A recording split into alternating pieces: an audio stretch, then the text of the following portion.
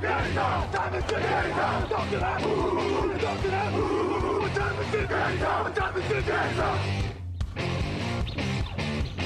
gun, Hulk left slot, Dixie left, Key left, Mercedes, wide chip, Ricky, Fever left, 75, Katie, Omaha, quick going.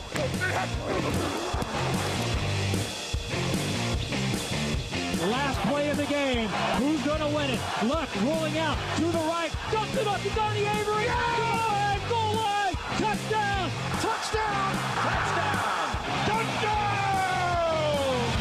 Hello, bonjour et bienvenue à tous dans l'épisode numéro 474 du podcast Jean Actu. Alain Mattei, très heureux de vous retrouver pour parler fin de saison régulière et donc quasiment play-off. À mes côtés cette semaine, Raphaël Masmejean, bonjour.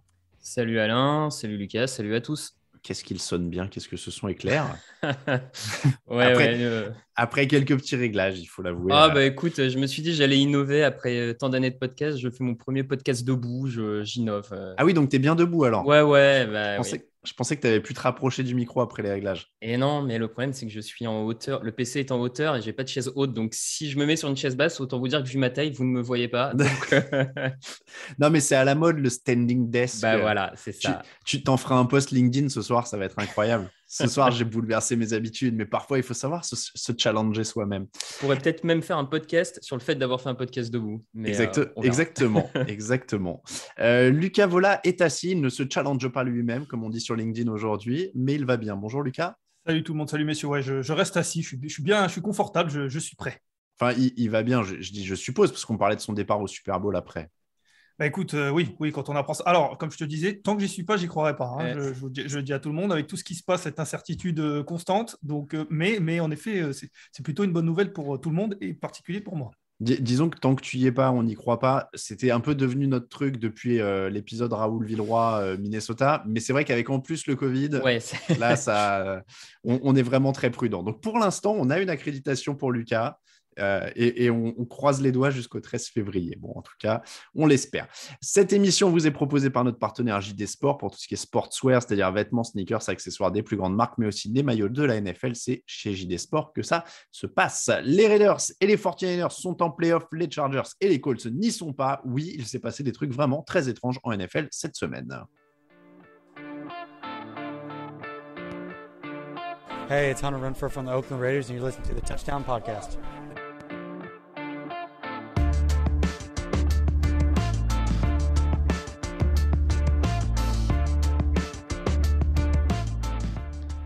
Et oui, il est là, Hunter Renfrow. Bon, il a dit Oakland, ok, mais ils sont à Las Vegas maintenant. Mais c'est Hunter Renfrow quand même, les Raiders 35, les Chargers 32, après prolongation. Match complètement fou pour boucler la saison régulière. Les Raiders sont en play-off grâce à un field goal en toute fin de prolongation. Les Raiders menaient 29-14 dans le dernier quart. Les Chargers sont remontés pour arracher la prolongation sur le drive de l'égalisation. Ils convertissent 3 fois sur 4e et 10. On a cru que les deux équipes pourraient jouer le match nul parce que ça les qualifiait tous les deux pour les playoffs. Mais finalement, non. Beaucoup de choses à trier sur ce match, messieurs. On va essayer de faire simple parce qu'il y a beaucoup, je n'ai pas de polémique, mais en tout cas, il y a beaucoup de choses à décortiquer, je l'ai dit. Pour vous, c'est quoi qui fait la décision, Raphaël ? Pour moi, c'est les Raiders qui font la décision parce qu'ils ont une défense qui a globalement bien joué une bonne partie du match. Alors, ils ont ce petit trou d'air en 4e quart-temps, mais mine de rien, ce trou d'air, malgré ce trou d'air, ils vont en prolongation parce que jusque-là, la défense avait fait du globalement bon travail pour arrêter l'attaque des Chargers, qui est quand même une des meilleures attaques de la ligue. Et offensivement, ils sont aussi surprenants. Il y a un Josh Jacobs qui fait un super match au sol. Alors, bien sûr, ils sont forcément un peu aidés par les Chargers, mais je pense que rentrer dans les polémiques des choix ou non du coach des Chargers viendrait diminuer la performance de Las Vegas, qui va, à mon sens, chercher sa qualification, en fait. Lucas ? En fait, je suis assez d'accord avec Raph. On a beaucoup parlé de Staley. On va peut-être en parler aussi. Et il faudra, c'est normal. Mais en fait, on ne parle pas beaucoup des Raiders et pas beaucoup du coach. Et en fait, j'ai trouvé que le plan était très, très bien orchestré. Alors, parce que déjà, ils prennent beaucoup d'avance et ils font un Herbert incroyable pour revenir. Mais même durant toute la rencontre, comme le disait Raph, ils ont fait mal exactement aux Chargers là où il fallait leur faire mal.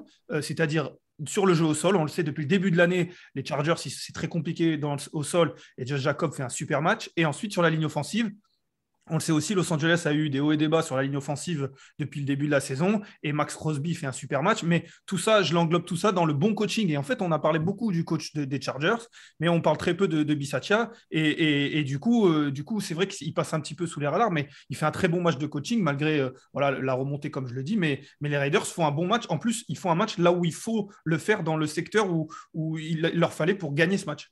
174 yards au sol, en effet, dont 132 pour Josh Jacobs. Donc, clairement, le plan de jeu, il était d'exploiter les faiblesses des Chargers. Ils l'ont bien fait. Vous l'avez dit quand même, Justin Herbert, c'est aussi Justin Herbert qui est complètement dingue pour remonter. Raphaël, tu disais, ils ont un petit trou d'air, mais Herbert est tellement fort que…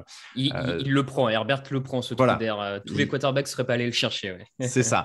On va revenir un petit peu sur Staley. Vous avez parlé de Bisaccia et des Raiders qui font un bon match. Est-ce que ce temps mort en fin de match est si significatif que ça? On va l'évacuer. L'horloge vient de passer sous les 40 secondes en prolongation. Les Raiders sont sur les 46 yards adverses avec 5 secondes sur l'horloge de jeu. Donc, ils vont forcément devoir jouer une autre action. Temps mort Chargers. Derrière, les Raiders gagnent 10 yards sur une course. Field goal de la gagne. Est-ce que c'est une erreur ou pas? Lucas a fait un grand nom de la tête. Alors, pour moi, faux débat. Je veux bien qu'on débatte sur la 4e tentative, mais pour moi, le temps mort, c'est un faux débat, dans le sens où tu as exactement expliqué les tenants et les aboutissants. C'est pas comme s'il ne prenait pas de temps mort, le match se terminait. Je pense que ça se joue aussi beaucoup pour ceux qui l'ont vu en direct, et notamment sur la diffusion américaine, Chris Collinsworth, qui était vraiment à fond, mais depuis le début du match, sur le temps mort, il faisait qu'en parler. Et du coup, c'est vrai qu'en regardant le match, on se dit pourquoi pas, on a envie, envie ou pas, mais ce serait incroyable que cette saison se termine comme ça. Et du coup, on prend tout par ce prisme-là. Mais le temps mort, Staley l'a expliqué. Il savait qu'ils allaient courir. Tout le monde savait qu'ils allaient courir. En même temps, c'est logique. Ils venaient de courir. Ils ont beaucoup de mal sur la course depuis le début de la saison, même pas du match de la saison. Et ils changent de personnel. On l'a vu après ce temps mort. Il met 2 linebackers beaucoup plus forts contre la course. Bon, ça ne marche pas, mais au moins, il a tenté. Donc, pour moi, voilà, il perd 2-3 secondes. J'ai du mal à imaginer que sans le temps mort, comme pouvaient l'évoquer certains, les Raiders auraient mis le genou à terre ou quoi. Et là, avec le temps mort, ils se disent tiens, allons chercher le first down. Je pense que ça, c'est un faux débat. En tout cas, c'est comme ça que je l'ai ressenti. Raphaël, on clôt ça? Ouais, globalement, je rejoins Lucas. Moi, je dirais pas faux débat, mais je dirais débat biaisé, dans le sens où je crois pas que les Raiders avaient dans l'intention de poser le genou au sol et de ne plus rien faire. Donc, c'est en ce sens-là où je pense que quoi qu'il arrive, c'est pas ce temps mort qui change la volonté des Chargers d'aller chercher la victoire. Par contre, effectivement, peut-être que au moment où il prend le temps mort, il restait plus que 5 secondes aux Raiders pour snapper la balle. Peut-être que s'il ne le prend pas, les Raiders jouent un peu plus vite et la course est peut-être moins bien amenée que là après le temps mort. Donc peut-être qu'il gagne un peu moins de yards. Voilà, ouais, mais il a des linebackers moins bons contre la course. Donc Ouais, non, mais voilà aussi, c'est pour ça se défend. Après, la finalité, c'est que la défense ne réussit pas son action et qu'ils prennent les yards à cause de ça. Donc c'est pas le temps mort en fait qui les tue, quoi. C'est la finalité de tout le match. On a partagé la stat sur notre chat interne. Josh Jacobs, sur ses 132 yards, il y en a 130 qu'il gagne après contact. Donc, à partir de là, quand tu ne mets pas le coureur au sol dès le premier impact, enfin, pour moi, c'est presque ça la stat de la défaite côté Chargers, plus qu'un temps mort à prendre ou pas, plus qu'une 4e tentative à prendre ou pas. Enfin, Non, clairement. On ne peut pas savoir en plus vraiment si les Raiders jouaient l'égalité. Je crois que ce qui a entretenu en plus ce faux débat, c'est des citations tronquées qui ont circulé. C'est-à-dire que Bisaccia a dit on a pensé au match nul, mais voilà, on y a pensé comme il pense à d'autres possibilités et puis il joue sa course derrière. Et Derek Carr a dit on a pensé au match nul, mais on voulait gagner. Mais forcément, le jeu des réseaux sociaux fait que des fois, ça rétrécit un peu la citation. Et puis, c'est surtout on a pensé au match nul qui reste. Du côté des autres débats, en effet, il y a les 4e tentatives. Alors, c'est l'éternel débat avec les Chargers, quasiment. 7 4e tentatives tentées, si je ne dis pas de bêtises. Je suis désolé, je n'ai pas la stat parce que le site bug au moment où j'essaie de regarder. Donc, 7 4e tentatives tentées par les Chargers. Et évidemment, il y en a… Alors, Lucas, vas-y, dis-moi, parce que je te vois montrer des doigts. 6 réussis. 6 réussis, voilà, sur les 7. Donc, dans les faits, on ne peut pas lui donner tort. S'il est à 6 sur 7, Raphaël, où est-ce qu'il y a débat et pourquoi tu défends Brandon Staley sur le chat de la rédaction, sur Twitter et partout depuis 2 jours? Non, mais pour moi, en fait, il n'y a pas vraiment débat sur ces 4e tentatives-là. Alors, celle sur les derniers drives pour aller chercher l'égalisation, il y a absolument… Enfin, bon, voilà, c'est des faits de jeu. Il y a un pseudo-débat sur la 4e et 1 dans son propre camp en 2e quart-temps. Quand on voit ce qui se déroule derrière, ils ne prennent que 3 points parce qu'ils le ratent. Je sais pas, moi, je n'y vois pas tellement de débat. Il reste beaucoup de temps. Être à +3 ou +6, finalement, ça n'a pas changé grand-chose dans le déroulé du match. Et voilà, moi, je le défends plus globalement parce que je pense que cette année, ça fait partie. Enfin, on isole des quatrièmes tentatives par-ci, par-là dans ces matchs. Pour moi, c'est plus une pensée globale du coach, un truc qu'il veut. Il veut changer la. Pour moi, vraiment, il est en mission de changer la culture de cette franchise, qui était une culture un peu de la loose. Il veut mettre les clés du destin de son équipe dans les mains de Justin Herbert. Alors, c'est pas tout le temps bien fait, c'est pas tout le temps le bon call, c'est pas tout le temps le truc, mais il a une ligne directrice, il s'y tient et je pense qu'il ne faut pas trop dramatiser. C'est que sa première année de coaching, c'est que la deuxième année de Herbert en quarterback. Ils ont 50 millions de masse salariale libre pour le prochain free agency. Ils sont dans le top 5. Bon, je sais pas. Et puis, il faut rappeler, enfin, moi, j'ai vu l'argument, oui, regardez, il tente des quatrièmes tentatives, et ce que ça lui rapporte, c'est qu'il ne va pas en playoff, mais il y a 15 autres équipes qui ne les tentent pas et qui ne sont pas en playoff non plus, donc c'est pas et pas puis si on va tatillon sur plusieurs de leurs défaites, notamment des défaites qui coûtent cher, celles contre les Broncos ou les Texans, ils tentent aucune quatrième tentative et c'est des matchs qui perdent aussi, donc ouais. Ouais. On va revenir aux Raiders. Victoire des Raiders sur les lignes, on l'a dit, Max Crosby a 2 sacs, il y a beaucoup de pression pour eux. On avait un peu rigolé, c'était avec Victor du coup dans l'émission preview. Je lui disais, est-ce qu'il y a un secteur où les Raiders ont l'avantage? Il m'avait dit non, j'avais dit peut-être la défense. Finalement, je me sens pas trop bête sur ce coup-là quand même, non?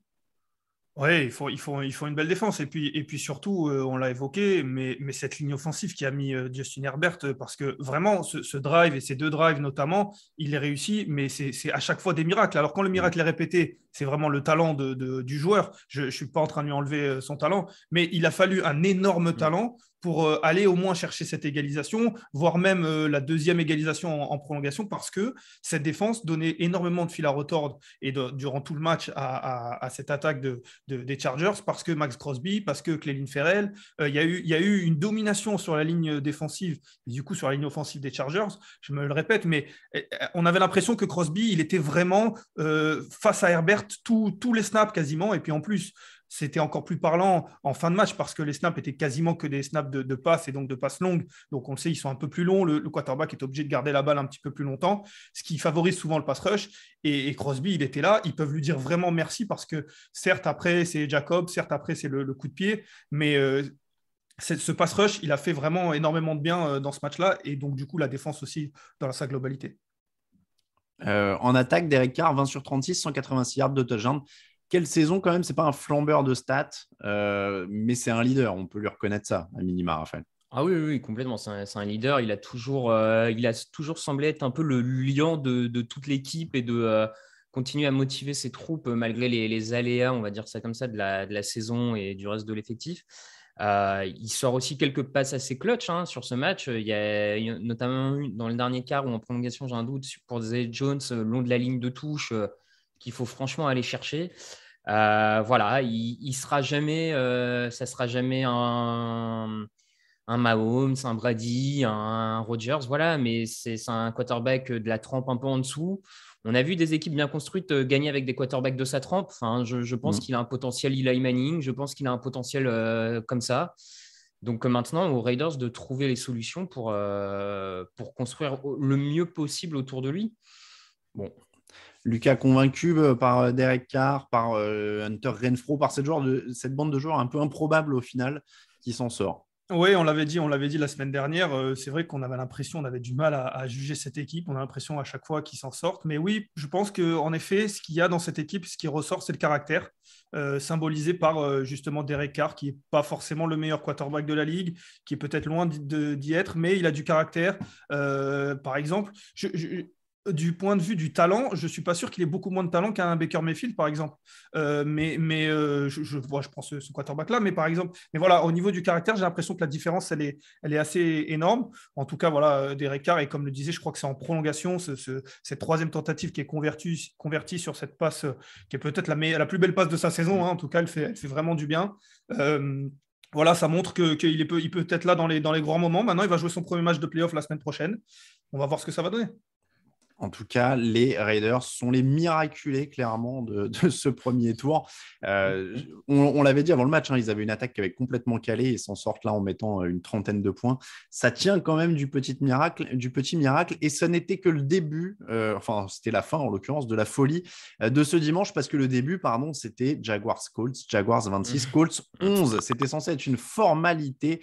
Les Colts devaient battre les Jaguars pour aller en playoff et ils n'ont pas existé. Pas un seul ballon volé, 2 ballons perdus. 233 yards seulement en attaque et ils se sont fait malmener en défense par Trevor Lawrence qui signe son meilleur match en carrière. Qu'est-ce qui s'est passé à part que ils se sont pas montrés, ils n'étaient pas là, les Colts, nulle part, personne. On peut rien dire d'autre que c'est un raté. Enfin, je veux dire, il y a un moment, j'entends, j'ai lu beaucoup de gens qui disent oui, mais c'est la preuve qu'en NFL, aucun match n'est facile. On le voit toutes les saisons, les petits gagnent contre les gros. Oui, bien sûr, toutes les équipes peuvent prendre un match contre une équipe meilleure qu'eux, c'est la NFL, effectivement. Mais il y a un moment, quand une équipe a en main son destin pour aller en play-off, perdre face à la pire équipe de la ligue, non, en fait, ça n'arrive pas tout le temps. Vraiment, on a été plusieurs un peu à s'interroger sur les réseaux sociaux et personne n'a été capable de vraiment ressortir depuis quand une équipe en play-off va s'éclater comme ça contre un numéro 1 de draft. Pour moi, heureusement que Frank Reich avait fait des trucs pas trop mal jusqu'ici, parce que moi, je suis propriétaire, c'est tout le monde dehors, merci, au revoir. Pour moi, c'est une défaite absolument inacceptable. Elle n'est pas justifiable. Alors, pour rentrer un peu dans le sport, Lucas, c'est une défaite sur les lignes quand même. D'abord, 6 sacs concédés par la ligne offensive, la ligne défensive qui n'a pas vraiment gêné Trevor Lawrence, alors que les Jaguars sont quand même pas connus pour être des foudres de guerre non plus sur la ligne offensive. 7 conversions sur 3e tentative pour Jacksonville, une fois en 4e tentative. Ils se sont fait bouffer sur les lignes, ce qui est censé être leur point fort en fait. Clairement. En fait, ils ont 2 vraiment points forts. C'est la ligne offensive qui a été complètement absente dans ce match. Tu l'as dit, incapable d'ouvrir des brèches à Taylor qui finit qu'avec 77 yards ou quelque chose comme ça, ce qui pour lui est quand même bas. Il y a 2, notamment 4e tentative qui tentent de courir et la ligne défensive des Jaguars fait un travail énorme. Eric Fisher qui passe un après-midi, une soirée, peu importe comment vous le voyez, mais catastrophique, qui se fait avoir par Josh Allen des Jaguars pendant tout le match.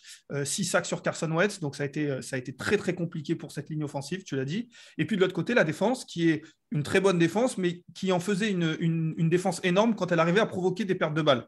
Et on sait, Lawrence, il sortait d'un match avec 3 interceptions. Donc les pertes de balles, c'est le genre de choses qui peut lui arriver relativement souvent.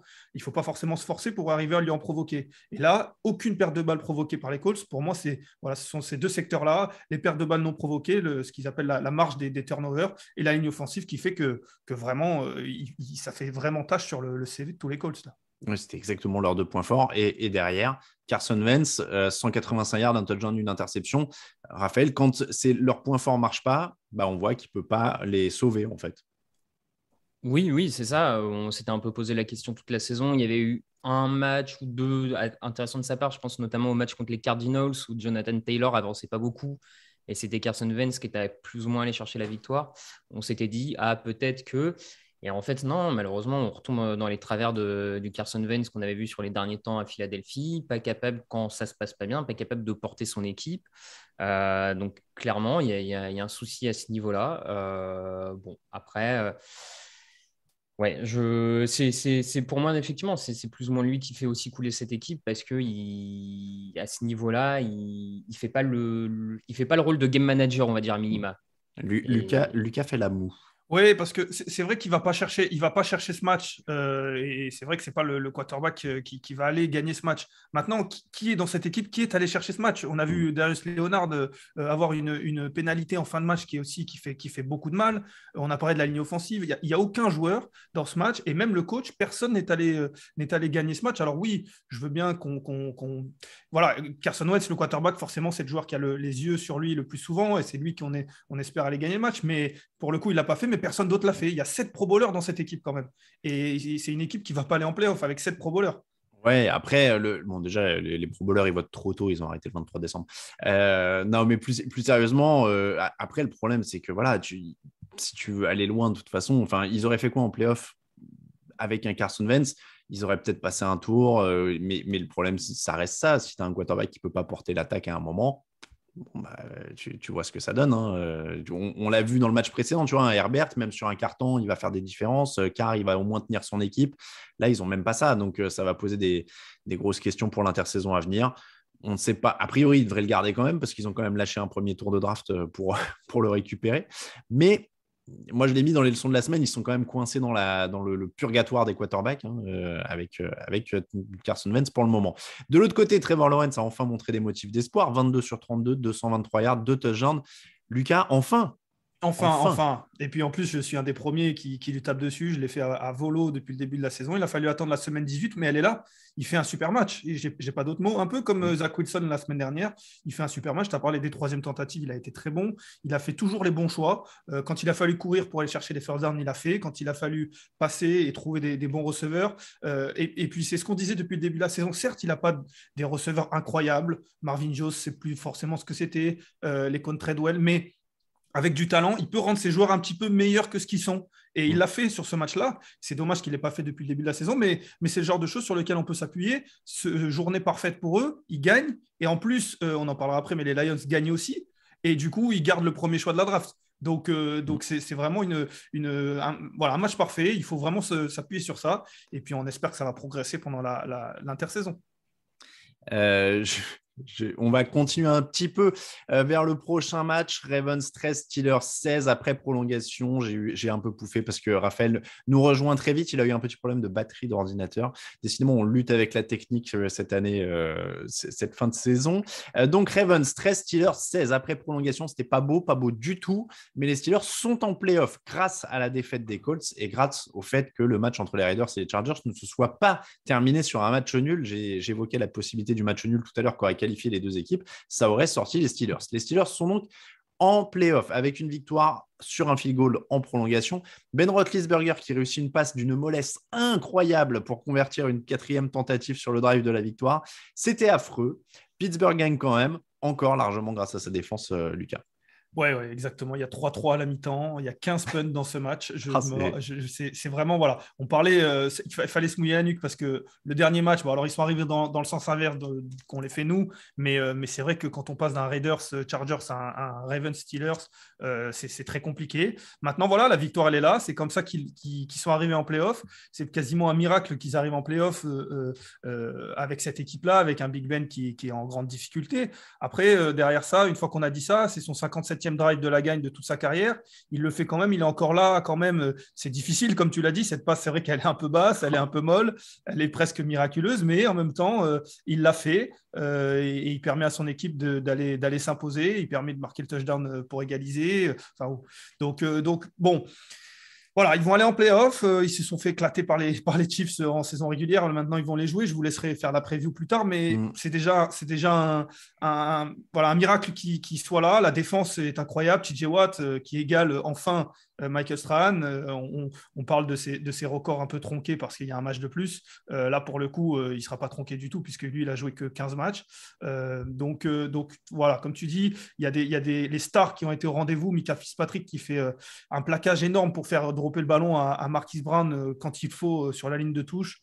Voilà, la défense est là et il va falloir qu'elle le soit encore la semaine prochaine. Ça va être compliqué. C'est une victoire qui ressemble à toute leur victoire, quoi, j'ai l'impression. C'est-à-dire qu'il y a eu juste ce qu'il fallait d'attaque, mais alors vraiment juste ce qu'il fallait. Et tu l'as dit, TJ Watt donc, qui égalise. C'est dommage, j'aurais bien aimé qu'il dépasse quand même.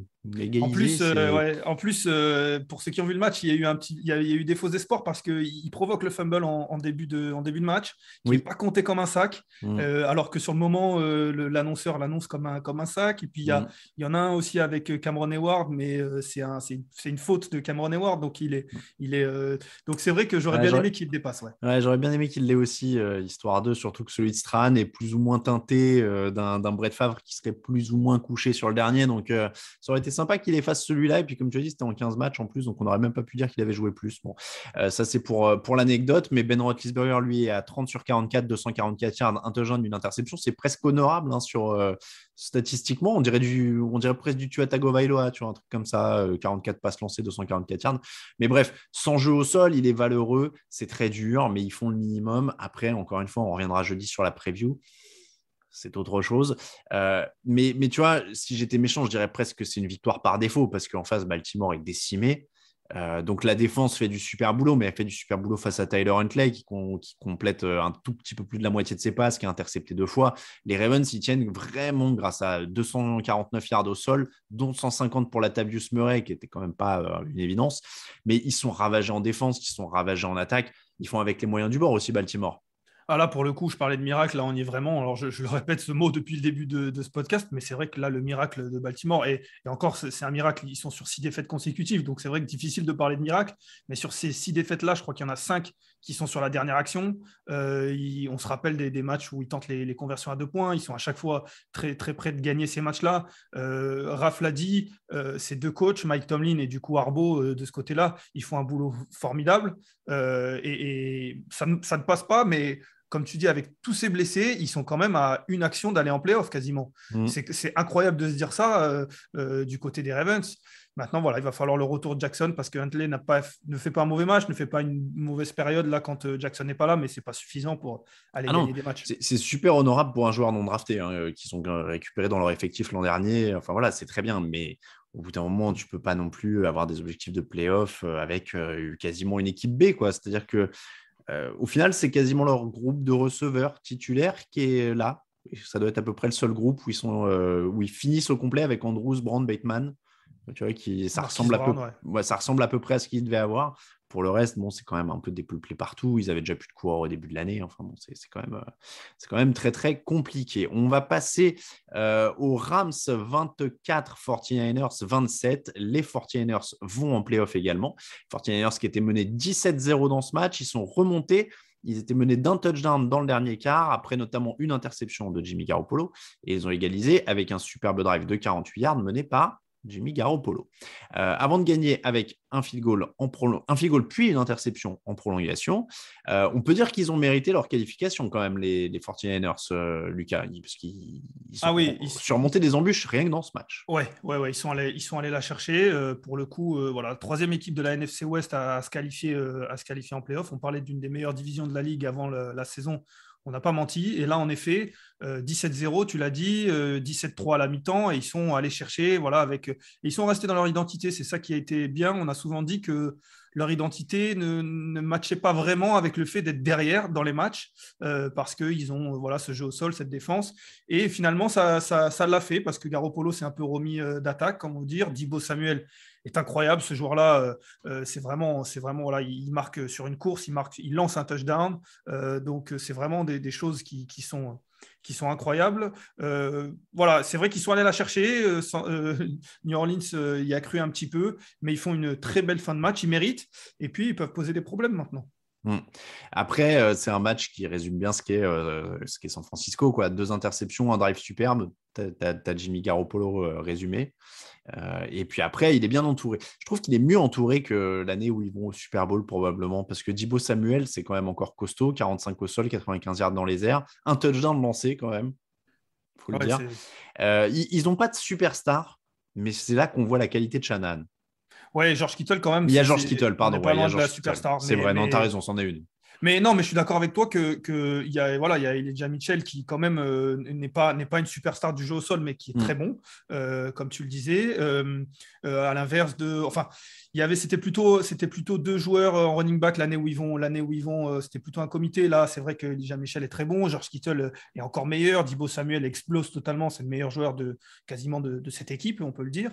Johan Jennings fait un bon match là, et il va être important. Non, c'est vrai que Ayuk aussi est là quand il faut. Donc, non, je suis d'accord avec toi pour dire qu'en attaque, il est un petit peu mieux entouré. Maintenant, il faut que tout aille bien, mais bon, il fait. Et puis, après, ils ne vont pas jouer contre les Rams toutes les semaines parce que Shanahan, il a vraiment, comme on dit aux États-Unis, il a le numéro de Sean McVay. À chaque fois, il bat. C'est vrai. Raphaël, du coup, oui, les 49ers fidèles à leur style de fin de saison. Oui, fidèles à ce style de fin de saison, à jouer sur leurs points forts. Même si ça a mis du temps quand même à se lancer dans ce match, ils ont dû quand même accélérer, on va dire, un moment pour retrouver tout ça. on va dire dans l'optique dynamique playoff, je trouve ça intéressant malgré tout parce que il y a le caractère, parce qu'ils sont capables en cours de match de changer un peu, de renverser la table, ce qui n'a pas toujours été le cas avec Shanahan, ce côté je renverse la table quand ça se passe mal. On avait plus l'habitude de voir Shanahan quand ça se passe bien, tout se passe bien, mais quand l'équipe est en train de perdre, c'est plus compliqué. Donc là, être capable de faire ça juste avant les playoffs, face à un rival de playoffs clairement, ça me semble être assez intéressant pour la suite. Donc oui, l'identité avant tout, mais peut-être même un peu plus. Très, très beau réveil de leur défense aussi. Les Rams ont gagné que 151 yards sur leurs 8 dernières possessions. Les cornerbacks ont réussi à être décisifs quand même, parce qu'ils gagnent sur une interception et ce n'était pas gagné au niveau de leur cornerback ces derniers temps. Ils seront difficiles à manœuvrer en playoff. Ils affronteront les Cowboys au premier tour. On en parlera dans l'émission de jeudi. Après, les Rams ont aussi calé après un bon départ. Il y a deux choses dans cette performance défensive des 49ers. Lucas, je te voyais agiter la tête sur la performance défensive des 49ers. Tu avais quelque chose à rajouter ? Non, je pensais parce que pour ceux qui ont vu le match, les 49ers sont menés de 7 points dans les 2 minutes et Kyle Shanahan décide de punter justement pour faire confiance à la défense. C'est pour ça que j'ai pensé à ça. Et du coup, je pensais à Raph, l'ayatollah de la 4e tentative, qui devait sauter de son siège quand il a vu les 49ers punter à 1 minute 50. Et pourtant, c'est ça qui les a fait. Enfin, c'est ça. En tout cas, le résultat donne raison à Shanahan et pas à Sean McVay parce qu'il décide. Alors, lui aussi, il a été hyper conservateur. Il décide de prendre 3 courses à ce moment-là. Les courses qui en plus, on le sait très bien, n'allaient nulle part, notamment sur la 3e. Donc c'est vrai que là, McVay, j'étais un petit peu déçu, notamment à la fin. Mais voilà, c'est pour ça que je pensais à la défense et à tout ça, c'est pour ça que j'ai souri. Après, le punt à 1,56 précisément de la fin pour les 49ers, il est sur 4e et 18 quand même. Donc, c'est mais à 1,50. Très long, 4e. Oui, bien sûr, mais bon, à 1,50, il y a quand même peu de chance. Il faut vraiment faire confiance à sa défense parce que là, le premier first down, c'est terminé, match terminé. C'est sûr. Raphaël, inquiet pour les Rams, ceux qui ont calé quand même un petit peu après leur bon départ. Je reste sur ma ligne d'il y a maintenant presque un mois. Los Angeles vivra ou mourra par les bêtises de Matthew Stafford. Je reste persuadé de ça. Donc, on l'a vu, effectivement, il y aura toujours des très belles passes et toujours des très beaux lancers. Il y a aussi des trucs un peu plus... comment dire, qui laisse plus circonspect, on va dire. Et voilà. Pour moi, de toute façon, Matthew Stafford est tellement le facteur X de cette équipe sur tout le long des playoffs que voilà, on verra avec lui. Après, sur le reste, la défense est capable de faire des gros plays. Les receveurs sont bons. Bon, on verra Matthew Stafford. De toute façon, ils l'ont fait venir pour ça. Donc, on va voir si le pari est réussi maintenant. C'est une équipe de stars. De toute façon, interception de Jalen Ramsey, coup d'éclat d'Odell Beckham. Enfin, ils vont vivre avec tout ça. Lucas. Ouais, en revanche, on en parle peu parce qu'ils sont qualifiés en play-off quoi qu'il arrive, mais cette défaite, elle leur fait mal parce qu'ils auraient joué les Saints avec une victoire et ensuite ils auraient eu un match à domicile avec une potentielle victoire. Là, ils se retrouvent avec les Cardinals à l'extérieur, enfin, les Cardinals seront à l'extérieur et potentiellement un déplacement à Green Bay. Donc, cette défaite, elle fait mal quand même. C'est vrai, sur les playoffs en tout cas. En effet, petite pause et tous les autres matchs. Actu, analyse, résultat, toute l'actu de la NFL, c'est sur touchdownactu.com.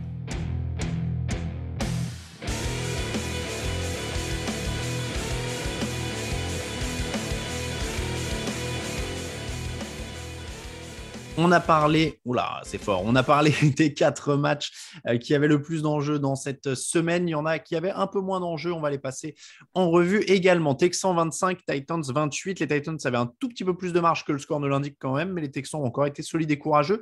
Ryan Tannehill qui sort une action incroyable où il esquive un sac, transforme une 3e tentative alors que les Titans calaient pas mal en attaque. Ça relance tout, il marque derrière. Ce ne sera jamais un grand quarterback, mais ils ont quand même de la chance de l'avoir. C'est le top des non-élites, on peut dire ça? Oui. C'est le top du 2e sas. En tout cas, AJ Brown et Julio Jones ont joué et capté des ballons. Derrick Henry semble pouvoir revenir pour les playoffs. Semaine de repos, tout va bien. Ils ont assuré l'essentiel. Ce n'était pas un grand match, mais ils ont assuré l'essentiel, Lucas. Oui, ils ont assuré l'essentiel, pardon. S'il y a bien une équipe qualifiée en playoffs qui avait besoin de cette semaine de repos, c'est bien eux. On parlait d'Eric Henry, même certains autres joueurs qui pourraient revenir en tout cas mieux se soigner. Julio Jones a marqué un touchdown. C'est une chose assez rare cette année pour le signaler. Donc oui, franchement, c'était pas un beau match, mais on l'a vu, notamment avec les Colts. Face à des équipes comme ça, on peut chuter et il peut y avoir des mauvaises surprises. Là, il n'y en a pas. Ils ont maintenant 2 semaines pour se préparer sur les playoffs. Donc, en effet, on oubliera qu'ils n'ont gagné que de 3 points face à une des pires équipes de la Ligue. Et on va surtout retenir qu'ils sont qualifiés avec en plus des matchs à domicile si tout se passe bien désormais. Donc, tout va bien, en effet. Ils ont gagné quand même 400 yards, 8 sur 13 sur 3e tentative, pas de ballon perdu. C'est un match propre. Hein. La bonne nouvelle, c'est que c'est pas loin d'être la meilleure prestation de Tannehill cette année et qu'elle arrive presque à point nommé en dernière journée avant de prendre un peu de repos, de reposer le corps et l'esprit. On va dire ça. Alors bien sûr, on pourra toujours dire que c'est face aux Texans. Bon, malgré tout, ça reste, on le voit aussi, hein, ça reste la NFL, faut les mettre les yards et les touchdowns, qui que ce soit en face. Donc, Ouais, et puis j'allais dire, je suis de moins en moins d'accord quand on dit Texans, une des pires équipes de la ligue, etc. Ils sont... C'est pas une des pires défenses. Voilà, ils sont moins pires que d'autres. Et puis Davis Mills continue d'être propre, quoi. 23 sur 33, 301 yards et 3 touchdowns face aux Titans, c'est quand même plutôt honorable. Et visiblement, on ne sait pas pour Davis Mills ce qu'ils vont faire à l'intersaison, mais en tout cas, David Culley, le coach, a l'air d'être conservé au moment où on se parle. On parlera évidemment de tous les coachs licenciés à la fin de l'émission. Dolphins 33, Patriots 24. Les Dolphins n'ont jamais été menés, notamment parce qu'ils ont cumulé 195 yards au sol. Les Patriots ont aussi perdu 3 ballons. Est-ce que ça s'essouffle un peu, Raphaël ? Peut-être un peu, peut-être par rapport à leur pic de forme, on va dire, qu'ils ont eu à un moment de la saison, mi-saison, on va dire, ça s'essouffle peut-être un peu offensivement, défensivement, parce que malgré tout, on se remet finalement à peut-être un peu plus revoir les limites de l'effectif à plusieurs endroits. Maintenant, l'avantage, c'est que ça reste une équipe globalement bien coachée et qui a quand même quelques talents. Donc, ils ne seront pas bons et pas faciles à prendre dans l'optique des playoffs. Mais oui, disons qu'entre l'enchaînement de victoires qu'ils avaient eu, où ils semblaient presque imbattables, et là, ce match-là, ils sont dans une sorte de zone entre ces deux-là. Et voilà. 3 défaites en 4 matchs quand même, la seule victoire contre les Jaguars. Lucas, qu'est-ce qui dévisse sur le plan du jeu ? Mac Jones est un peu inconstant. Il avait fait un super match la semaine dernière, on l'a dit. Là, il est un peu moins bon. Il l'a dit lui-même. Il a avoué en disant même que c'était embarrassant pour lui. Il y a des erreurs un petit peu inhabituelles. Raph faisait allusion à une équipe très bien coachée. Et c'est vrai, c'est la vérité 95% du temps. Et là, il y a eu un peu des erreurs, notamment sur un punt, par exemple, où il y a une formation illégale qui donne une première tentative à un first down à Miami. Ça n'arrive que très rarement à New England. Donc, quand ça arrive, on le note, il y a 78 yards de pénalité. Voilà, mais on sait que ce sont des genres de choses qui n'arrivent pas toutes les semaines à New England. Ça devrait être réglé la semaine d'après, la semaine prochaine en playoff. Maintenant, c'est pas une équipe qui va exploser tout le monde. Il faut que la défense soit. Il y a pas mal de blessés aussi. Donc, comme le disait Raph, je pense qu'ils sont un peu moins bons que ce qu'on imaginait quand ils étaient imbattables. En tout cas, quand ils gagnaient beaucoup, ils sont un peu meilleurs que ce qu'on imagine quand on les voit perdre 3 matchs sur 4. Ils sont un peu entre les deux. Ils peuvent faire un coup la semaine prochaine, mais il faut que tout clique bien, comme on dit. Mac Jones, donc on l'a dit, pick six, fumble. Ils joueront les Bills au premier tour. Miami donc vire Brian Flores. On va en reparler dans les coachs virés. Sur ce match-là, c'était pas forcément évident qu'ils aient des motifs pour parler du jeu. Bon, alors Tagovailoa est pas impressionnant. Moi, j'ai toujours du mal avec le point positif, c'est il a pas perdu de ballon. Mais bon, pourquoi pas. Mais le fait est qu'ils ont fait du boulot au sol, ils ont fait du boulot en défense, quoi. Oui, comme ils font depuis 9 semaines, sur les 9 dernières semaines, ils font 8 victoires pour une défaite. Donc, c'est quand même, globalement, c'est ce qu'on voit depuis 2 mois du côté de Miami, une défense solide. Offensivement, effectivement, il y a toujours des questions et des interrogations sur Tagovailoa et sa ligne offensive, mais il y a Weddle, il y a quand même des joueurs autour desquels construire quelque chose. Donc, on reviendra sur le coach après. Enlevant le coach, Miami, à l'heure actuelle, et je trouve que leur bilan, pour le coup, ça fait partie de ces équipes dont le bilan reflète bien ce qu'ils sont à l'heure actuelle, en fait. C'est une équipe avec des forces, mais pour le moment, des barrières trop importantes pour aller au-delà. Et bon. On passe aux Bills 27, Jets 10. Les Bills, donc, qui seront les adversaires des Patriots. Le point positif pour eux, c'est la défense. 53 yards seulement pour les Jets en 46 actions. C'est assez terrifiant statistiquement. 9 sacs sur Zach Wilson. C'est la bonne nouvelle encore, la défense du côté de Buffalo, parce que l'attaque quand même continue de patiner. Il a fallu attendre la fin de match pour que ce match se décide vraiment en faveur des Bills, Lucas.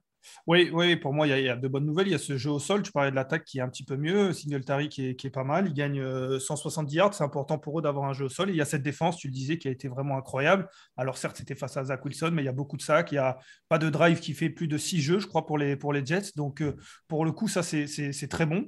En revanche, voilà, il y a cette attaque qui pose un peu question. Et puis, il y a autre chose aussi, moi, qui m'interroge, c'est les équipes spéciales et notamment du côté des punts. Il y a le punter Matt Hack, je crois, qui fait 3 punts qui font 21, 23 yards et un punt qui est même qu'il a du mal à contrôler. On sait que ce sont des genres de choses qui peuvent être très compliquées en playoff, notamment, je le disais, quand on joue face à une équipe qui est coachée par Bill Belichick, qui fait très attention aux équipes spéciales. Donc voilà, oui, l'attaque, c'était certes face aux Jets, mais attention aux équipes spéciales et aux punters, on n'en parle pas beaucoup, mais je voulais en placer une pour les punts, messieurs. T'as bien fait parce que c'était le match. On a eu un moment 8 punts de suite en deuxième mi-temps. C'était l'occasion ou jamais d'en parler. Ouais, Raphaël, on ne va pas s'éterniser là-dessus, mais ça ressemble à l'équipe des Bills qu'on a vue pendant toute la saison. C'est irrégulier et on n'est toujours pas fixé, quoi. Ouais, c'est ça. C'est zéro nouvelle, on va dire, à mon sens. C'est ce qu'on voit plus ou moins depuis le début, à part peut-être, comme Lucas disait, un bon match de Singletary, mais il manque tellement de dynamique de plusieurs matchs de suite bons offensivement à la course que est-ce que c'est une tendance? J'en suis pas sûr. Donc, ils vont vivre, ils vont espérer que Josh Allen et Diggs, ça clique au bon moment quand il faut, quoi. Bon. La défense des Jets a quand même été honorable aussi, 13 plaquages pour CJ Mosley notamment, leader d'une belle défense. On peut dire que c'est le point positif pour les Jets parce qu'on ne va pas dire que c'est Zach Wilson à 7 sur 20 et 9 sacs, je suppose. Oui, il a eu du mal. Il sortait d'un bon match la semaine dernière, on l'a dit. Après, c'est vrai qu'il a été abandonné par sa ligne offensive sur ce coup-là. Il y avait beaucoup d'absents, mais la défense, c'est vrai que c'est à noter parce que ça n'a pas été toujours le cas, une bonne défense à New York cette saison. Toujours en AFC, Broncos 24, Chiefs 28. C'est un match samedi soirée, porte ouverte dans la défense au sol des Chiefs, qui a pris 191 yards sur le nez. Ils s'en sortent grâce à un fumble perdu par Melvin Gordon, retourné pour un touchdown qui remet Kansas City devant à un peu moins de 8 minutes de la fin. Mais ça sent quand même un petit peu l'énorme problème à l'approche des playoffs, cette défense au sol, Raphaël. Oui, c'était le cas un peu l'an dernier. Ça a été le cas une bonne partie de la saison. Il y a eu cette dynamique défensive en milieu de saison où ils font 5 ou 6 matchs où ils encaissent moins de 20 points et on se dit OK, tout est réglé. Là, depuis 2-3 matchs, c'est à nouveau compliqué défensivement contre la course et même à certains égards contre la passe. Ce n'est pas toujours très brillant ce que font les cornerbacks de Kansas City. Bon, après, beaucoup diront, et j'en fais partie, beaucoup diront que de toute manière, on n'attend pas que ce soit cette défense qui fasse gagner Kansas City. On savait plus ou moins qu'à l'intersaison que ça serait l'attaque ou pas qui les porterait. Ils ont rempli la première partie de la mission qui est d'aller en play-off. Tout n'est pas rassurant, mais quand on voit toutes les autres équipes de l'AFC, qui portent beaucoup de garanties en AFC, tu vois. Oui, et il n'y en a pas tant que ça qui ont d'énormes attaques au sol, à part les Titans. Oui. Par qui il va falloir passer pour potentiellement, voilà. si on veut aller au Super Bowl. C'est même pas sûr qu'il faille passer par eux. Mais... Oui, à part s'ils se font sortir au second tour. Oui. Bon, le point positif, en tout cas, pour Kansas City, c'est l'attaque qui est plus équilibrée aussi. Il y a 8 ballons pour Mecole Hardman, 5 pour Byron Pringle, 135 yards au sol. Oui, mais du coup, ça pose question sur quand Tyreek il est absent ou blessé, parce qu'en fait, il se blesse à l'échauffement, il ne joue pas beaucoup, alors c'était peut-être une question de précaution, mais quand il n'est pas là, il n'y a pas ce côté profondeur qu'il peut apporter. On a un Patrick Mahomes qui fait 6,1 yards par passe. C'est quand même peu. Si quelqu'un d'autre avait eu ces stats-là, je crois qu'en face, Drew Lock fait même mieux. En tout cas, à un pourcentage un peu mieux. Voilà, tout ça pour dire que il y a moins. Si cette attaque n'a pas cette dimension de profondeur, elle devient un petit peu moins compliquée à défendre. Alors là, c'était une bonne défense de Denver, mais ils vont jouer une bonne défense de Pittsburgh. Je pense toujours aux playoffs à chaque fois, mais c'est que forcément, on est obligé d'analyser ces matchs via le prisme des playoffs parce qu'ils ne valaient pas grand-chose. Bon, les Broncos, on en parle dans les coachs virés sur le jeu. Ils ont joué sur leur force, défense qui tient quand même largement, gros jeu au sol. mais évidemment pas un quarterback pour tout à fait porter tout ça au sommet. Falcons 20, Saints 30, victoire pour rien des Saints qui jouent aux portes des playoffs. Il fallait que les 49ers perdent pour que New Orleans passe. Alvin Kamara a porté cette équipe, 146 yards au sol. Victoire facile, même si Tyson Hill était efficace, était efficace avant de sortir sur blessure. Ils ont imposé leur force sur les lignes, j'ai l'impression, New Orleans, Raphaël. Oui, ils ont fait la différence sur les lignes. Même en fait, globalement, ils ont fait la différence sur leur vraie force. Cette défense, ces lignes, Alvin Kamara, et on a vu qu'Atlanta n'était pas capable de rivaliser face aux points forts de New Orleans. Donc, ça a permis aux Saints de très rapidement prendre l'avantage. C'est une victoire pas si étonnante, parce qu'on l'avait globalement tous joué à peu près, il me semble, dans les pronos. Voilà, les Saints sont une équipe aux portes des playoffs parce qu'il n'y a pas de quarterback. Ça me paraît aussi simple que ça à un moment. Lucas, constat partagé. Oui, constat partagé. Après, Kamara fait un bon match en pur running back. Ça n'était plus arrivé depuis un moment. Il dépasse les 100 yards pour la première fois depuis quelques semaines. Mais oui, je partage totalement le constat. Pour les Falcons, Russell Gage est l'homme du match, 126 yards en 9 réceptions. Ils ont un beau groupe de cibles finalement. Si Calvin Ridley revient, Ridley, Gage, Kyle Pitts. Est-ce qu'ils ont une chance de jouer les playoffs en gardant Matt Ryan? Finalement, cette victoire, c'est honorable. Arthur Smith fait une année correcte malgré ce qu'il a. Moi, je n'ai pas été très convaincu par Matt Ryan cette saison. Je n'ai pas trouvé que... c'est un leader, il a fait quelques coups d'éclat, mais je ne suis pas certain que Matt Ryan apporte beaucoup plus l'an prochain. Alors, même si comptablement, en renforçant ta défense, tu peux obtenir quelques victoires en plus, c'est sûr. Mais... Bon. Drôle d'année pour Atlanta. Buccaneers, presque trop bonne, pardon, si je peux me permettre. Presque trop bonne. Ouais. C'est ça, en fait, ça les met dans le doute. Buccaneers 41, Panthers 17, match diesel pour Tampa, mené dans le premier quart. Ils sont repassés devant avant la pause, avant de prendre le large en deuxième mi-temps. Blaine Gabbert a terminé le match. L'enjeu, c'était de voir Brady prendre le rythme avec ses receveurs, puisque plus de Chris Godwin, plus d'Antonio Brown. Est-ce que c'est réussi? 8 cibles différentes. Sur le papier, ça semble pas trop mal. Et un gros Gronkowski, Lucas. Oui, on l'a dit, Gronkowski, il va être extrêmement important dans les playoffs. Il l'a été l'année dernière et là, il le sera encore plus avec les absents que tu as cités. Ils ont commencé, c'était un petit peu en mode diesel. C'est pas la première fois qu'ils le font. On le dit, en playoffs, c'est pas le genre de choses qu'il faut faire de manière répétée. Après, la suite donne raison à Brady. Il a eu quelques très bons drives, une très bonne attaque. Donc, oui, sur ce match-là, en attaque, en tout cas, c'est rassurant. En défense, il y a encore ce gros point d'interrogation ce gros point d'interrogation. Ça fait 2 semaines que la défense au sol est de plus en plus poreuse. Eux qui possèdent une superbe défense au sol, c'est pas forcément rassurant quand on sait qu'ils affrontent peut-être la meilleure équipe au sol la semaine prochaine. Après, il fallait se rassurer, donc pas rassurer sur la défense. J'allais dire, c'était le deuxième point. Ils encaissent que 17 points, mais ils prennent cher au sol. Raphaël, est-ce que tu es rassuré pour la défense? Non, pas totalement. Je rejoindrai Lucas, toujours un peu les mêmes. Disons que ce qui m'embête, c'est que au problème que moi j'avais par rapport à la vitesse et au côté athlétique de leur cornerback, s'ajoute maintenant une défense au sol un peu moins bonne. Alors, toujours pareil, c'est pas encore assez important pour que ça en soit une vraie dynamique où on se dit ça y est, ça devient une moyenne défense. Mais oui, je vois ce que Lucas veut dire quand il dit attention au prochain match face à une très grosse équipe au sol, ça pourrait être plus embêtant qu'il n'y paraît. Sam Darnold est à 29 sur 42, 219 yards de touchdown, une interception. Est-ce qu'il a assuré son poste pour l'année? Non, je déconne. Est-ce qu'il a assuré son poste pour l'année prochaine, évidemment. Après, vous me direz, s'ils n'ont rien, qu'ils ne draftent rien, ils font quoi? Oui, c'est ça. Sam Darnold, non? PJ Walker qui viennent de re-signer. Ah oui, c'est vrai. C'est vrai. Ça va être une belle année encore, ça, du côté de Carolina. PJ Walker re-signé, Sam Darnold toujours là, Matt Rhule conservé. On est pas mal. Bon, les Buccaneers, oui, Lucas. Un tout petit mot très rapide sur Tom Brady. On parle beaucoup de sa passe et tout ça. Je l'ai trouvé très impressionnant sur la protection. Je vous conseille de regarder Le'Veon Bell qui vient d'arriver, qui est le running back qui vient d'arriver, qui n'est pas toujours au point tout le temps sur les jeux et notamment sur la protection. Il lui faisait un tuto protection sur les blitz en plein match et c'était Tony Romo qui commentait. Et donc, c'est toujours très intéressant, en plus d'avoir la traduction. C'était incroyable. Buccaneers, donc, qui affronteront les Eagles au premier tour. Cardinals 30, Seahawks 38. Je l'avais dit dans l'émission de jeudi, j'avais dit, s'il peut y avoir une surprise, c'est celui-là. Et on ne m'a pas cru, encore une fois.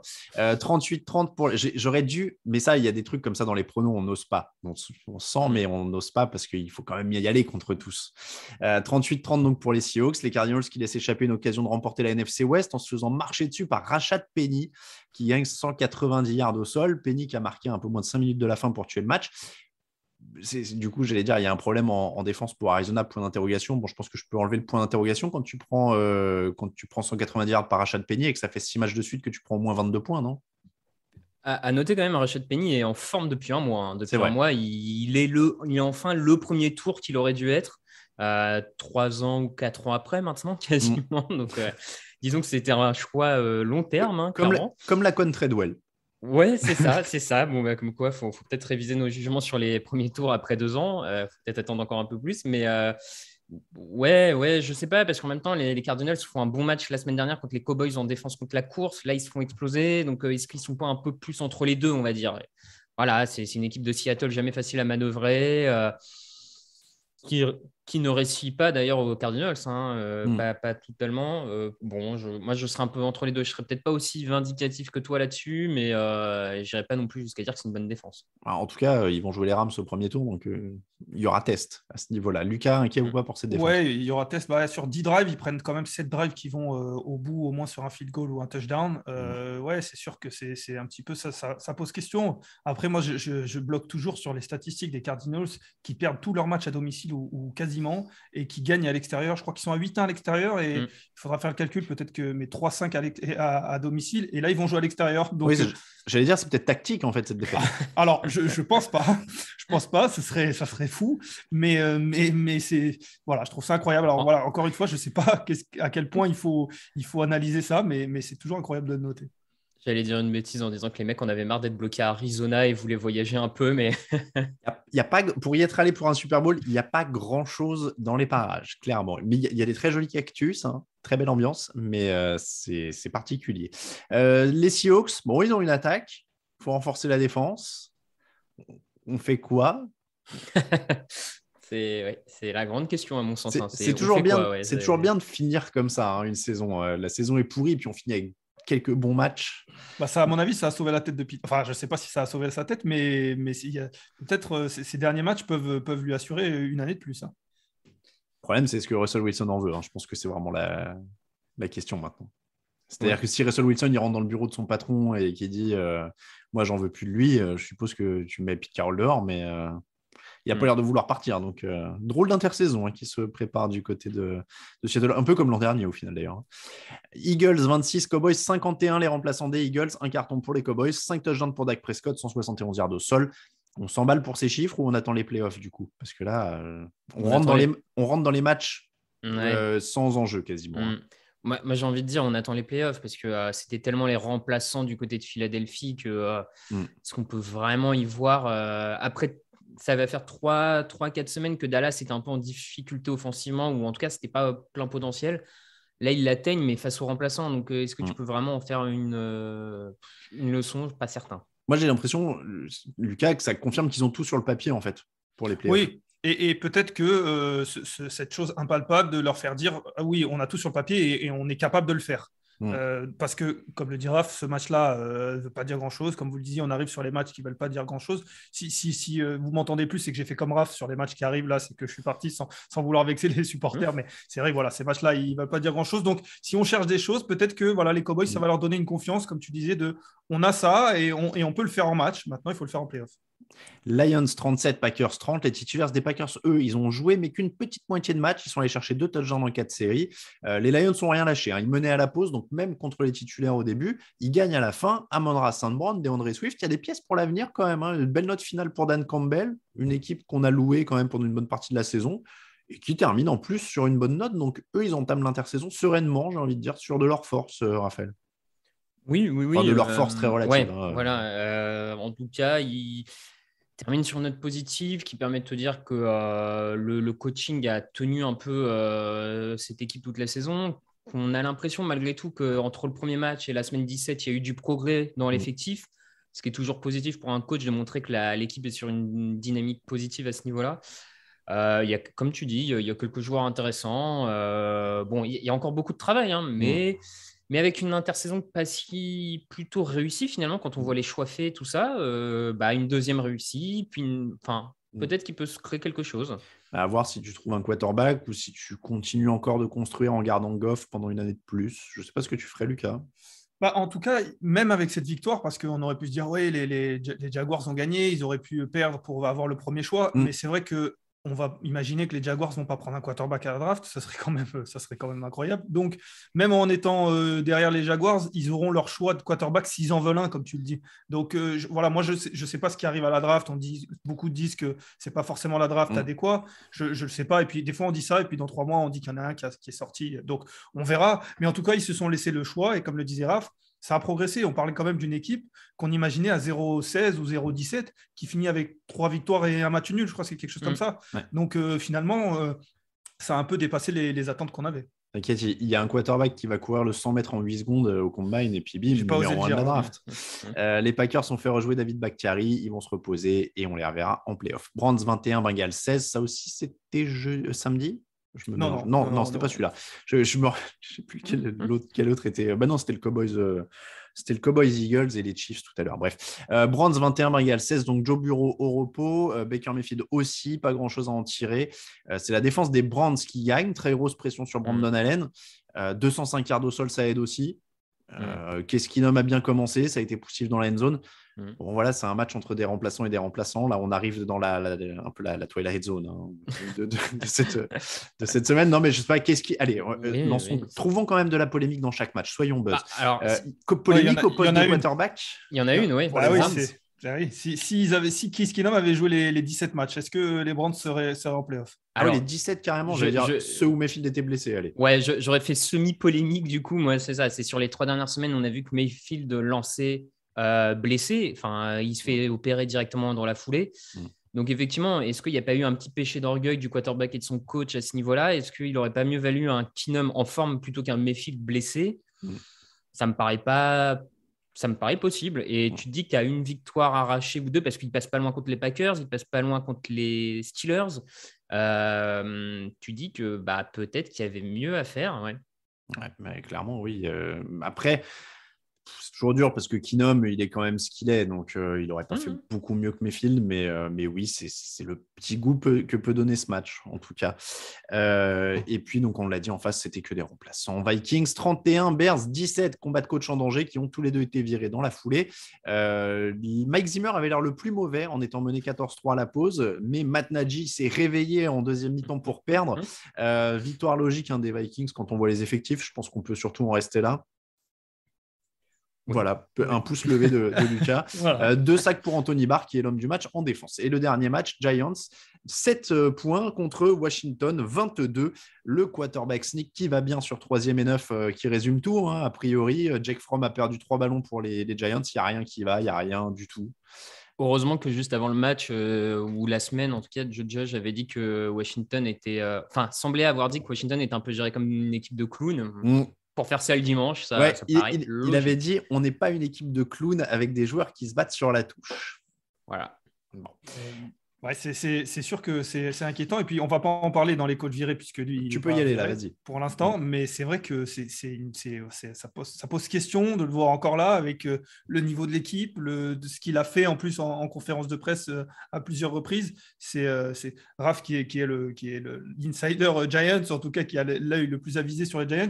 Je ne sais pas si tu es de mon avis, mais en tout cas, ça pose vraiment question. Non, mais alors, moi, je regarde les 4 coachs virés. Il y en a 3 que j'aurais viré après Joe Judge. Oui. C'est délirant qu'ils sont encore là. Surtout après, je ne sais plus tout à l'heure qui disait. Non, tu disais heureusement que Reich, il a du crédit et que sinon j'aurais viré tout le monde. Imagine un quarterback sneak sur 3e et 9, une équipe mais qui est nullissime depuis 3 semaines, qui joue plus quoi. En plus, il n'y a même pas d'effort. Qui est nullissime depuis 2 ans même, on pourrait en plus. Dire. Mais je veux dire, tu vois, on disait les Lions, ils jouent pour leur coach, les Texans, ils jouent un peu et tout. Wow, les Giants, ils sont nullissimes, quoi. Il y a rien, il n'y a pas d'âme, il n'y a pas d'envie, il n'y a que dalle, quoi. Donc bon, bah, visiblement, Joe Judge, en tout cas, le GM est parti. Et la petite rumeur qui nous a fait rire, hein, Raphaël, cet après-midi, donc que Joe Judge, en plus, voudrait avoir son mot à dire sur le choix du GM. Donc là, on est quand même dans du power move affûté, quoi. Ouais, c'est hyper inquiétant pour les Giants, c'est leur avenir, on va dire, parce que quel GM de qualité veut venir dans une équipe où on lui impose un coach, où on lui impose…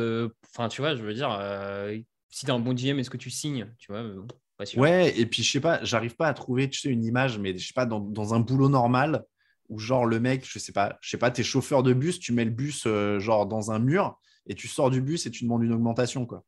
Tu vois, le mec, il sort de cette saison en disant calmement qu'il veut plus de pouvoir, quoi. Ouais, fais déjà bien ton boulot, quoi. J'allais dire que ça peut arriver en politique, mais… Ça, c'est autre chose. Petit quiz. Terry McLaurin est le premier receveur de Washington qui réussit 2 saisons à plus de milliards depuis… Waouh. Ça remonte. Ah oui. Attends, non, si vous étiez né quand même. Parce que je sais que vous êtes jeune. Non, mais parce que… Alors, attendez, je le dis aux auditeurs, j'ai rempli la demande d'accréditation de Lucas pour le Super Bowl et quand j'ai vu sa date de naissance, j'ai pris cher. Et pourtant… Depuis qui Ouais, mais je pensais pas qu'on avait 8 ans d'écart, tu vois. Depuis Santanamos Non. Non, plutôt. Plus vieux, ouais. Lucas avait 3 ans. Oula, 96, voilà, pour ceux qui ne connaissent pas la date de naissance. 96. Non, j'aurais pas. Ah non, en remplissant le formulaire, je me disais, ils sont vachement sympas de me parler, ces jeunes, quand même. Bon, et puis sinon, Washington, il leur faut un quarterback, mais je pense qu'on a fait le tour de la question depuis un moment, non? Mais du coup, on n'a pas la réponse? 1996. Oui, mais quel joueur? Ah, j'ai pas noté le joueur. Ah bah merci. Ah oui, d'accord. Je voulais la date. Nous, on cherchait le joueur. Ah non, excusez-moi, j'ai été une grosse feignasse. J'ai reçu le mail avec les stats officielles de la semaine de la NFL qui disait c'est le premier depuis 96. J'ai noté 96, voilà. D'accord, merci. Bon, donc pour le reste, on a dit quarterback, tout ça. On passe aux news. Live from Studio 3C in Rockefeller Center, this is Today in New York.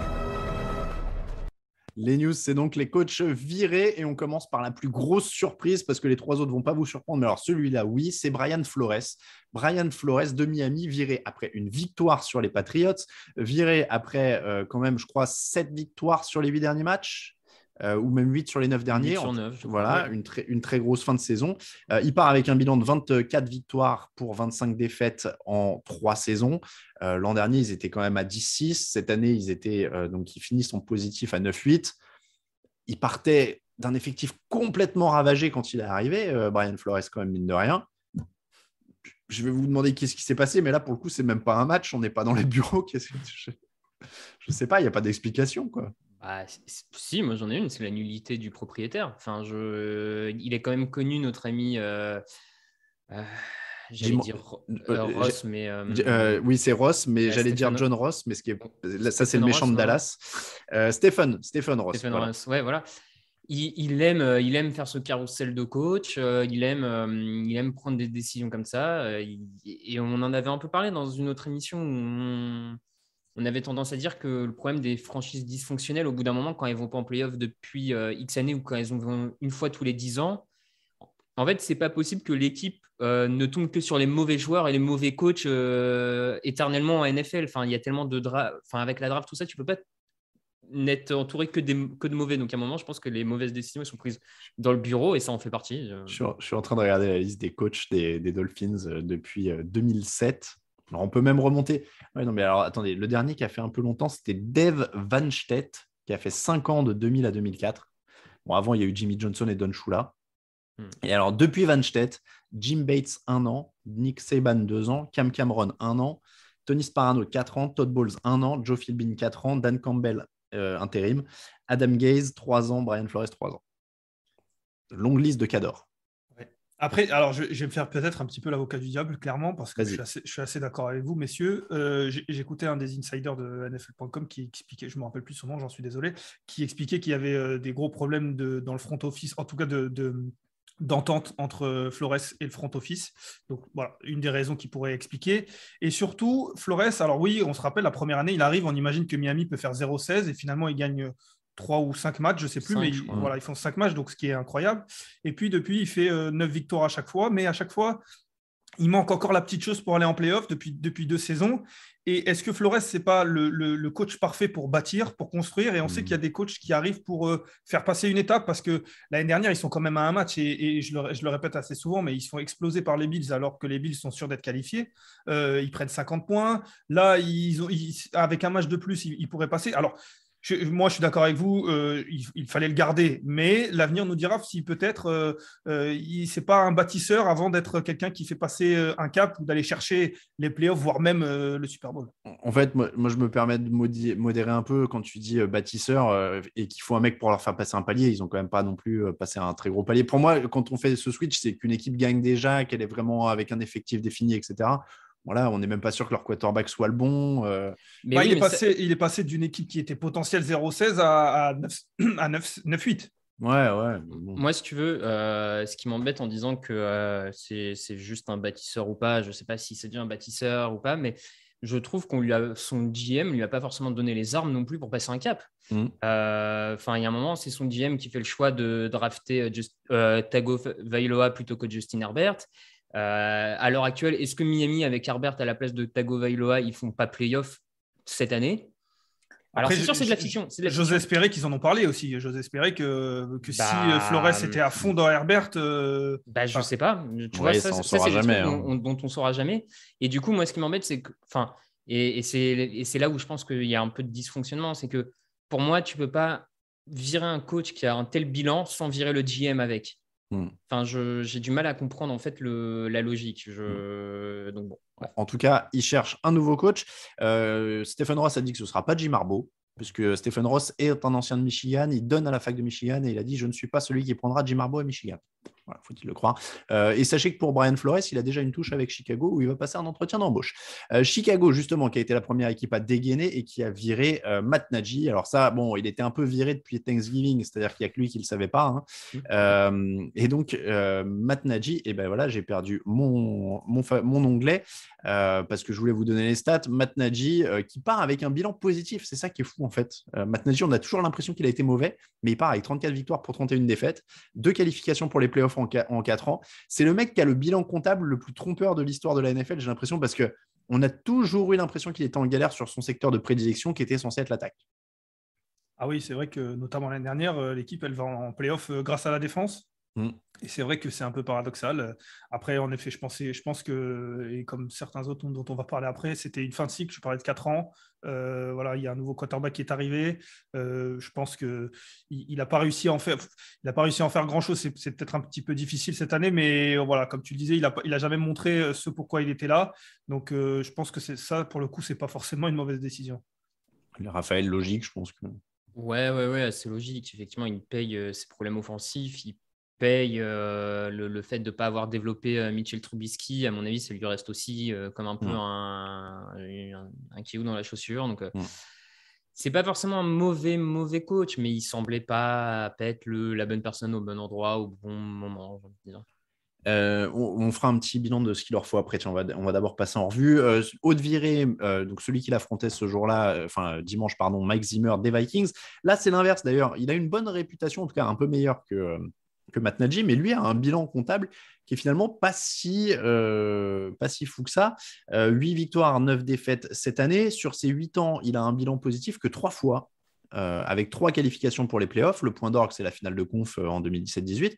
Au final, 3 playoffs en 8 ans. Et donc 3 bilans positifs, je crois, seulement en 8 ans. C'était pas si fou que ça, donc ça paraît logique en fait que Mike Zimmer s'en aille maintenant, surtout comment il sous-performait avec un effectif qui était quand même plutôt qualitatif. Je ne vais pas dire incroyable, mais plutôt qualitatif. Ouais, effectivement, c'est un cycle long, 8 ans. Quand les résultats ne sont pas là au bout de 8 ans ou sont aussi mitigés, ça paraît logique à un moment de repartir à zéro. Disons que lui, je pense aussi, ce qui l'a aidé dans sa réputation, c'est le fait que globalement, sur ces 8 années, la défense de Minnesota était souvent, à part une année l'an dernier ou il y a 2 ans où ça avait été catastrophique, mais globalement, la défense était souvent bonne et c'était sa spécialité. Donc, c'est vrai qu'il avait toujours un peu ce côté, oui, mais au moins, la défense est bonne. Donc, je pense que ça l'a pas mal aidé. Il y a eu la finale de conf. Écoute, pour moi, c'est un bon coach, une équipe qui doit repartir à zéro pour le prendre un peu en mode bâtisseur, on va dire. Mais après, je reste persuadé, oui, que par contre, c'est sans doute trop limité pour établir quelque chose de grand, on va dire. Là, Lucas, non, c'est là, moi, je trouve qu'on est dans ton cas de figure. Tu le disais, il y a un bâtisseur, Zimmer, il a fait quelque chose. Maintenant, il faut un mec qui les fasse gagner, quoi. Oui, à Minnesota, très clairement. Alors, je disais, pour Miami, je faisais un petit peu l'avocat du diable. Je suis d'accord avec vous, messieurs, que la décision est un petit peu incompréhensible. Voilà, j'essayais juste de trouver des raisons. Mais oui, pour Mike Zimmer, et comme le disait Raph, la défense a toujours été très bonne. L'année dernière, elle ne l'a pas été. Il a fait beaucoup de choix pour améliorer ça, et on voit que ça n'a pas payé. C'est là qu'on comprend que c'est peut-être en effet la fin de cycle. Et je pense que c'est, encore une fois, une décision logique. Et notre dernière victime du Black Monday, c'est Vic Fangio, viré par les Broncos après 3 saisons, 19 victoires, 30 défaites, aucun bilan positif, aucun playoff. Bon, après, Joe Flacco, Drew Lock, Teddy Bridgewater, hein, c'est quarterbacks principaux sur les 3 années quand même. Moi, j'ai peur pour Denver parce que en effet, le prochain qui va arriver, en fait, Fangio, pour le coup, il a toujours eu une bonne défense, ou en tout cas, il a toujours réussi à avoir une défense relativement correcte. Et c'est vrai que c'est cette absence de quarterback et peut-être des limites offensives qui ont fait que. Mais du coup, le prochain qui va arriver aura toujours pas de quarterback, à moins qu'ils en trouvent un, mais qui sera peut-être moins bon en défense que Fangio. Donc, j'ai pas l'impression. Enfin, il faudra vraiment bien choisir son candidat. Ouais, moi, je suis un peu circonspect sur celui-là. Paradoxalement, c'est celui qui a le moins bon bilan, mais ça me rappelle Ron Rivera à Carolina. Je me dis, s'il avait eu un peu de bol avec le quarterback à un moment, ça aurait pu faire quelque chose d'honnête, non, Raphaël? Ouais, oui, je sais pas. Effectivement, c'est un cas un peu compliqué sur le choix du quarterback. Quelle était ou non sa part de responsabilité, par exemple, à la draft là, de ne pas en prendre, je sais pas. La défense, effectivement, il a construit des défenses correctes. Maintenant, ouais, je sais pas. C'est pas évident. Ouais, Alors, en un mot, quel profil pour chaque équipe? Miami. Dans un monde idéal, vous voulez quoi? Vous me dites offensif, défensif, quarterback, gourou de quarterback, ce que vous voulez. Qu'est-ce que vous prenez? Un profil. On ne va pas faire tous les candidats parce qu'il y en a des tonnes. Je vous invite à suivre les petits déj sur le site parce qu'il y a tous les candidats qui sont cités en ce moment et on y verra plus clair. On en parlera quand il y aura des embauches. Qu'est-ce que vous prendriez pour Miami? Offensif. Un coordinateur offensif qui essaie d'installer avant tout, sa priorité, c'est d'avoir un jeu qui permette à Tagovailoa d'exploiter son potentiel. Oui, pareil, mais c'est vrai que là aussi, il faudra regarder si la défense elle est bonne parce qu'il y a les joueurs ou si elle est bonne parce qu'il y avait Brian Flores. Donc, il faut faire venir un mec qui croit en Tagovailoa déjà. Bon, de toute façon, si le mec il vient à Miami, il faut qu'il croie à Tagovailoa parce qu'il n'aura pas. Ou alors Deshaun Watson, mais bon. Ou alors Deshaun Watson. Ouais. Alors Deshaun Watson. Les Broncos, on fait venir quoi du coup? Parce que moi, je veux bien qu'on fasse venir un génie offensif aux Broncos, mais s'il n'y a pas de quarterback. C'est ça. Oui, fait venir un quarterback. Voilà. Les Bears, on fait venir de l'offensif du coup pour Justin Fields? Ouais, moi je suis dans la même logique. Ouais, bah, c'est assez similaire. Et les Vikings, c'est peut-être ceux qui ont le plus de possibilités, qui peuvent aller aux meilleurs candidats disponibles en un sens, quoi. Ouais. Les Vikings, en tout cas, ça ressemble à l'équipe, le poste à avoir cette année parmi ceux qui vont être libérés. On oublie aussi beaucoup, mais il y a peut-être les Raiders qui vont chercher quelqu'un, sauf si Bisaccia gagne le Super Bowl et qu'il reste. Mais... C'est vrai qu'ils n'ont pas voulu, parce qu'ils avaient le droit, hein, comme les Jaguars l'ont fait, de commencer les entretiens d'embauche il y a 2 semaines ou à contacter des candidats. Ils ne l'ont pas fait. Visiblement, c'était une bonne idée parce qu'ils étaient quand même en course pour les playoffs. Après, s'ils veulent virer Bisaccia, ils auront pris un peu de retard dans les entretiens d'embauche. Ils se seront peut-être fait piquer des candidats, mais en tout cas, ça peut être pas mal. La rumeur de Jim Harbaugh, alors il revient souvent pour faire gonfler son salaire, hein, je suppose. Mais en tout cas, aux Bears avec Justin Fields, pour être fun. Ils sont en train ils ont aussi annoncé l'interview de Doug Peterson aux Bears. Oui, c'est vrai. Il y en a plein. Hein. Là, je ne vais pas tous vous les faire, mais il y en a même déjà qui se préparent dans le déj. Enfin, il y en a plein. Donc voilà, on a fait le tour et on va faire le top et les flops.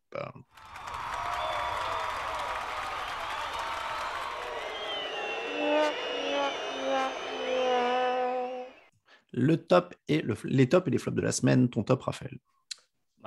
Facile, on va dire, dans cette semaine de qualification. Les Raiders, forcément, après tout ce qui s'est passé cette saison, réussir à aller chercher sa place en playoff comme ça, à la maison, en prolongation.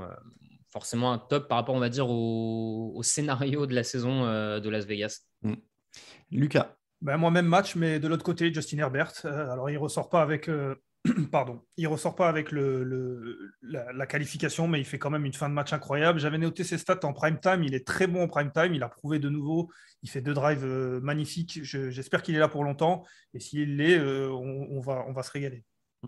Moi, pour le top, je vais prendre Josh Allen, mais des Jaguars. Je trouve il finit la saison à 7 sacs et demi. Il fait un très gros match. Il n'est pas pour rien dans la défaite d'Indianapolis.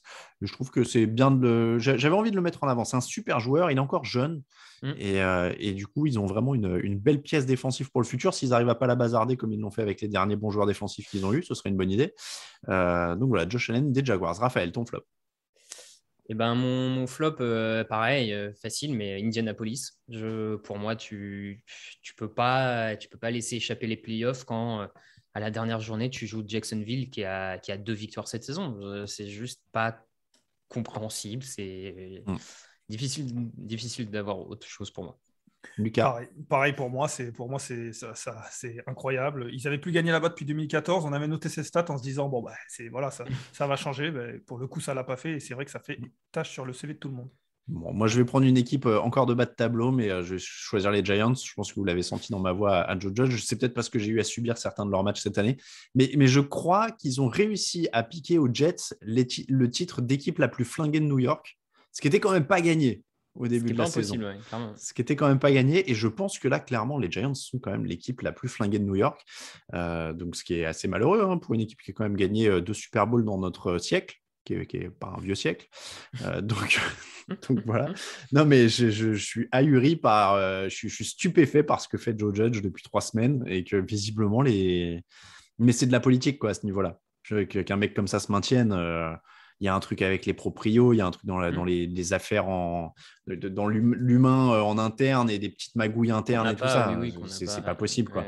Donc c'est assez répugnant, je trouve. Bon, non, mais je sais pas, ouais, je trouve ça, je sais pas, ça me dégoûte qu'un mec qui reste en poste comme ça en disant n'importe quoi en conf de presse, en faisant n'importe quoi sur le terrain. Enfin, je sais pas, il y a 10 coachs qui auraient plus leur chance que lui avec ce poste-là. Alors évidemment, l'effectif était pas dingue non plus, mais il y a une manière de perdre, quoi, en un sens. Il y a d'autres coachs qui ont montré qu'on pouvait faire des trucs. Je trouve que ça tombe mal pour lui dans une année où tu as vu David Culley et Dan Campbell dans leur première année, alors que lui est dans sa 3e, faire des trucs honorables avec des équipes qui avaient quand même des effectifs largement cassés.